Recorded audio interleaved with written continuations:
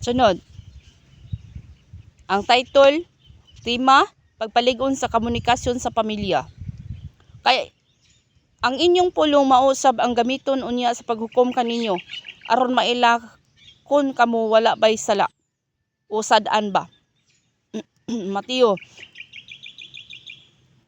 chapter 12 verse 37. Number 1, unsa ang komunikasyon?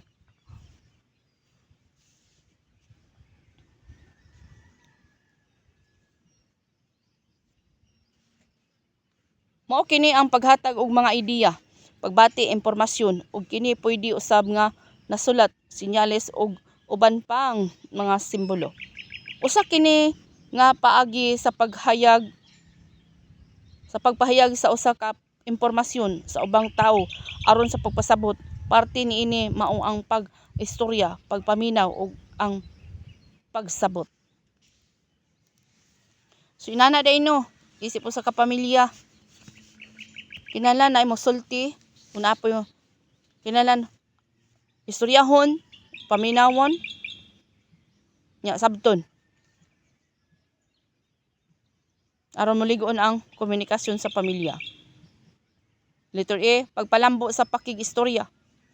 Ang kahulugan sa sakto nga komunikasyon mao ang numero 1 nga problema sa kasagaran sa mga pamilya, panimalay.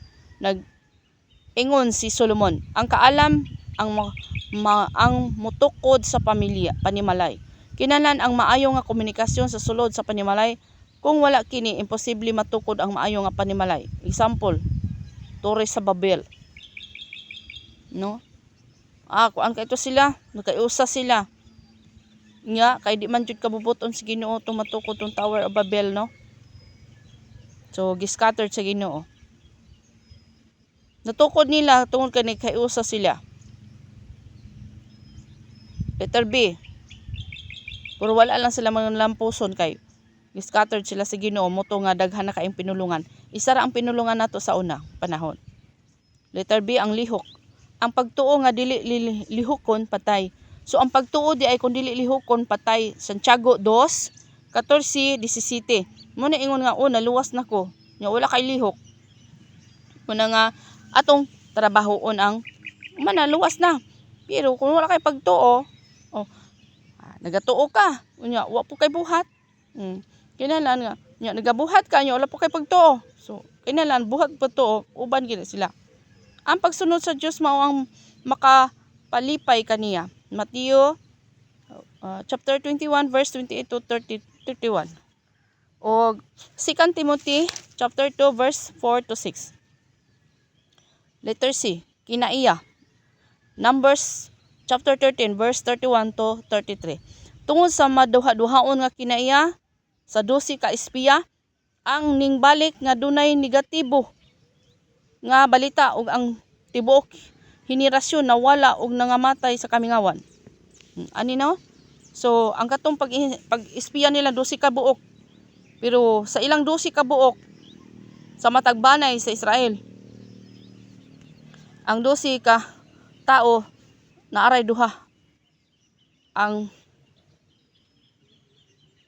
wala nagduha-duha. Si Caleb ug si Joshua. Moro ti nakasulod sa yuta sa saan. Pero ang katong henerasyon sa uban nga katong na nagbagulbol wala to sila nakasulod sa yuta sa saan. Maingon usab kita mga higala sa atong kinabuhi ato gyud patidluman pa ang atong pagpangalagad sa Ginoo. Dito to sila sa kamingawan no. Unsa ni naa sa kamingawan? Wilderness walang wala no. Unsa kato sila dito? Unsay ginabagulbol nila? Nag-ingon sila. Sige man tagkaon na ning mana, nag-ugan ang atong panit, may pagmubalik na lang ta sa Ehipto. Nung may pagmubalik na lang ta sa Ehipto, kay dito na pay mga panakot, lamas, mga onion, unsa pa na din ha. Gusto sila glami ba? So gipatagamtam sa Ginoo kanila, unsa ang wilderness sa walang wala. Imagine gud ka.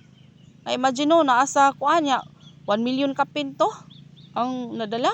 Kay sa mga lalaki lang gani kay 600,000 no kanang papatoy labot sa mga kuan. So papatoy labot sa mga babae no nga gitawag sig ingon ba nga dili gyud lalim no, naasa ka sa kamingawan. O wala naman tay kamingawan karon na wala na to, sila raman to yung nagkatagamtam, pero karon kita naata sa kung wala ta, wala tay kwarta, wala tay ma-budget, wala tay kuan.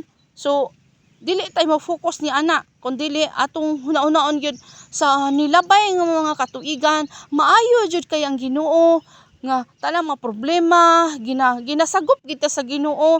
Unya gitigaan pa jud ta sa Ginoo, may lawas gitigaan pa kita sa Ginoo. Gi-comfort ta ba nya sa panahon karon nga nagkalisod.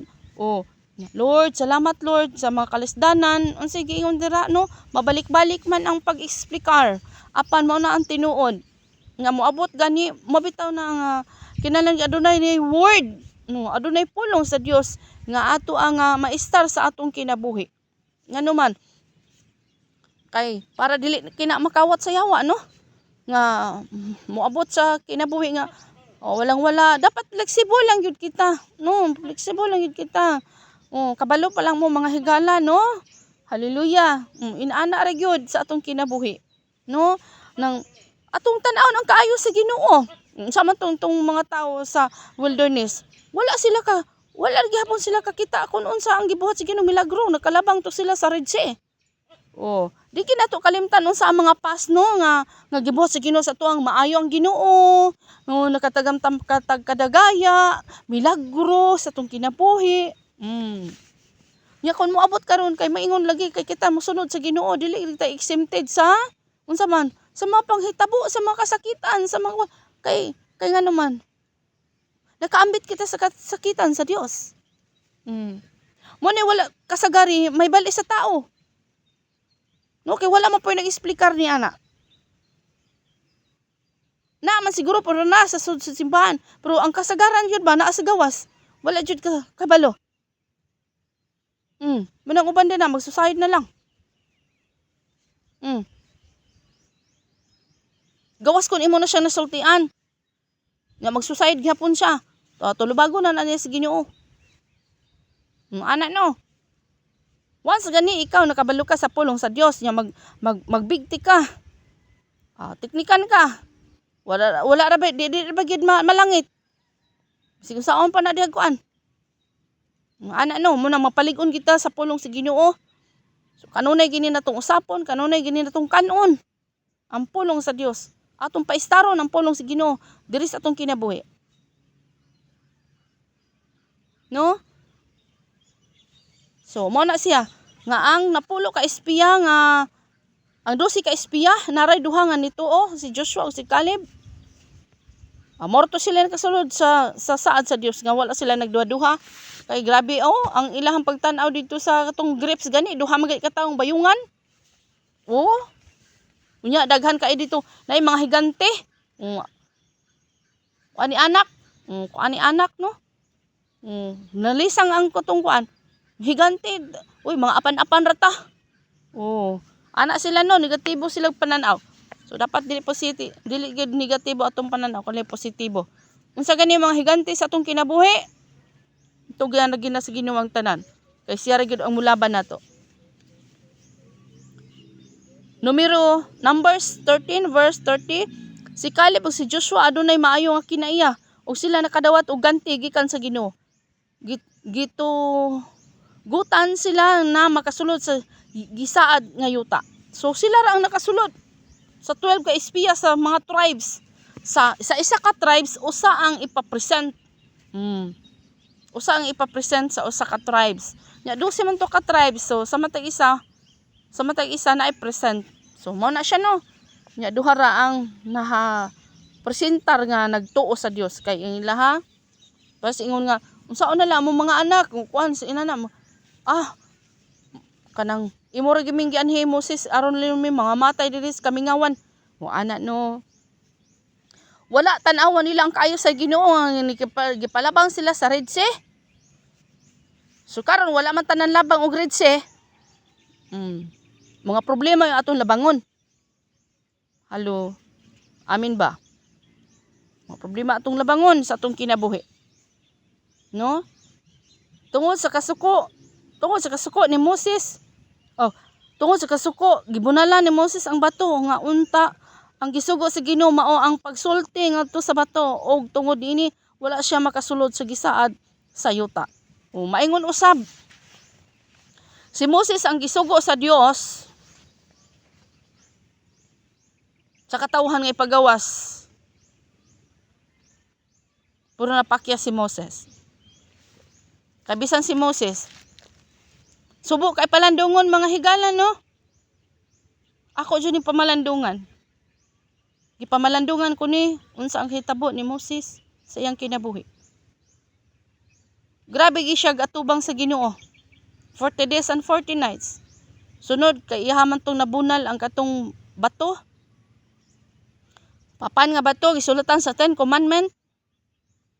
Moto gipakuan na pud siya sa Ginoo. 40 days and 40 nights sa sad ato. Nga gitawag bisag ingon ba nga sa atong mga kinabuhi.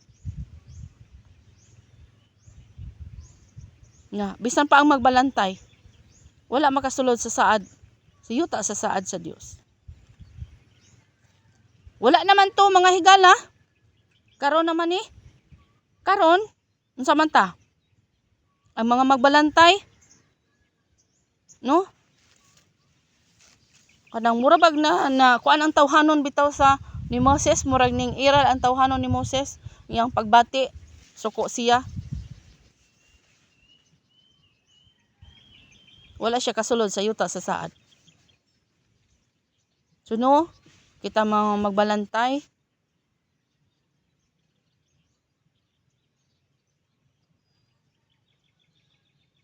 Pamalandungan kinato ang pulong sa Ginoo. Nakita ang mga balantay nga kinahanglan gayon makasulod ta sa gingharian sa Dios. Kabisag unsa kasuod, gipakita lang daan sa Ginoo mga higala. Kabisag pag unsa kasuod ni Moses sa Ginoo, siya ra magito sa tibok Biblia no. Kig-istorya siya didto nga suod pa gani siya sa Ginoo. Pero ang instruction, wa man namati si Moses sa instruction, isultian ra man ang bato. O sultian na bato, muagas ba? Pero iyan noon gibunalan.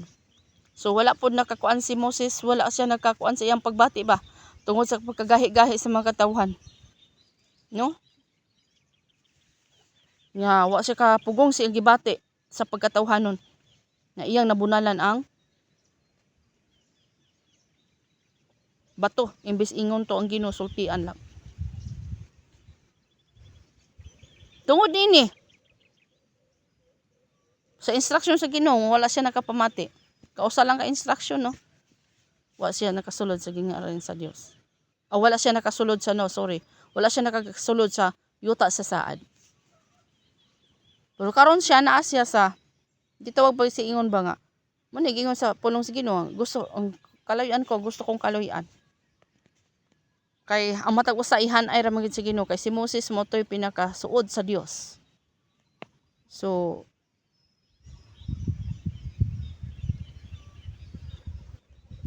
atong nabasa sa pulong sa Ginoo nga nakig-istorya ang Dios, si Jesucristo nakig-istorya naa si Moses og si nagpakita siya ba si Moses ug si Elijah nagpakita sa iya ha magkinahanglan tumanon mo dito no. So nalangit jud to si Moses, nalangit to siya kay ingon man Ginoo kaloy-an ko ang gusto kong kaloy-an. So nadala lang to si kuan si Moses sa iyang pagbati nga time. Pero sa literal wala siya kasulod sa yuta sa saad. Kisa may nakasulod to si Joshua na sad ang iyang right hand mo ay gikuan sa Ginoo no. Pero sa pag-abot na sa katong kang Jesus Christ nakig-istorya si Moses og si Elijah. Si Elijah iniingon si Moses nga kinahanglan tumanon mo. Ang kuan ba sa Ginoo ba dinhi sa kalibutan si Jesus Christ kinahanglan nga tumanon gid niya ang kuan sa Dios kaniya, ang sugo sa Dios kaniya. Ana no? Kay mao lagi aron pagtuman pag-fulfill sa tanan. Aron og ikaw ug ako mahaw astad gikan sa kasalanan. Madugtong pagbalik ang atong relasyon ngadto kaniya. Letter D, ang gahom sa pulong. Ang pinaka sakit nga mga pulong o insulto mogawas sa panahon nga ang usa ka tawo nasuko o desperado. Unsa to? Ang pinakasakit nga mga pulong o insulto mogawas sa panahon nga ang usa ka tawo nasuko o desperado. Luke chapter 6 verse 45. Ang pulong makapadasig o makapaulaw kanato. Ang imong pulong mao ang makaluwas o mo kadaot kanimo. So ang ato dang pulong makaluwas o makadaot kanato. Si Jesus kanunay nagpahayag og pulong sa gugma og paglaom sa iyang mga disipulo. Ang imong pulong mao'y musulti kung unsang klasiha ka nga tao. Daotan ba o maayo? Mateo 12 35. Nga nag-ingon dira no, kung sa imong isulti mao sa na sa imong kasing-kasing kay mugawas na sa imong baba. Daotan ba ka tao o maayo? Pulong na sa Ginoo. Paglikay sa mga istorya nga walay paingnan o wala maayo nga mensahe. Kinahanglan nga ang inyong sinultihan kanunay nga makapahimuot o makapadasig. Colossus 4 verse 6. Likaya ang pagsulti og makapasakit nga pulong. So no? Likaya ang pagsulti og masakit nga pulong. No? So paningkamutan. Pag singkamutan na matag usa, dili ta exempted sa mga pulong. No? Dili ta exempted sa mga pulong. Apan paningkamutan. Ang ato ng sinultihan makapahimuot o makadasig. Unsa man ang matukod sa taong maayo musulti. Unsa man ang matukod sa taong maayong musulti. Ang tawo nga nagkat-on og pakig-abi-abi og maayo sa ubang tawo, dali ra makasulod sa usa ka komunidad sa epektibo nga paagi. Ang manunulti kinahanglan nga klaro. Magsulti nga adunay klaro nga mensahe. Letter B, dili kayo taas mo istorya. Dili ang katas-on sa istorya ang importante kon dili ang epekto niini sa mga nagapaminaw. Mas maayo kung makabag-o kini og kinabuhi. Mas maayo daw makabag-o og kinabuhi. Ayaw kalimot og sangyaw sa maayong balita sa panahon nga ikaw makigstorya sa ubang tao. No? Istorya ka sa kalibutanon ana. So, ayaw di kuani nga ining istorya nimo digin masingit ang pulong sa Ginoo. Ana no? Adunay dihog. Ang dihog resulta sa imong pakigdait sa Ginoo. Pag-uswag ngadto sa maayong komunikasyon. Sulti sa sakto nga panahon. Panultihon ato sa Proverbs 15 verse 23, Ecclesiastes 3 verse 1. Sulti lang og ayaw og syagit o singgit. Gitawag sig ingon ba nga panultihon, Proverbs 15 verse 1 to verse 1 and 2. Paghunahuna og una sa usa ka mosulti. Paghunahuna daw una usa ka mosulti. Proverbs 15 verse 28. Sulti ang adunay kahibalo kaalam makaayo og respeto. Proverbs 15:7. Sulti nga adunay pagsabot. Proverbs 16:21-23. Paningkamuti nga ang imong pulong tamis og makaayo. Proverbs 16:24. So ingana mga higala sa atong kinabuhi. Pero kung naman siya higayon nga masipya ta, mga itag pasaylo sa Ginoo. No? So kani siya nagpasidaan lang. No, warning lang ini sa atong matag usa. Ana lang, God bless.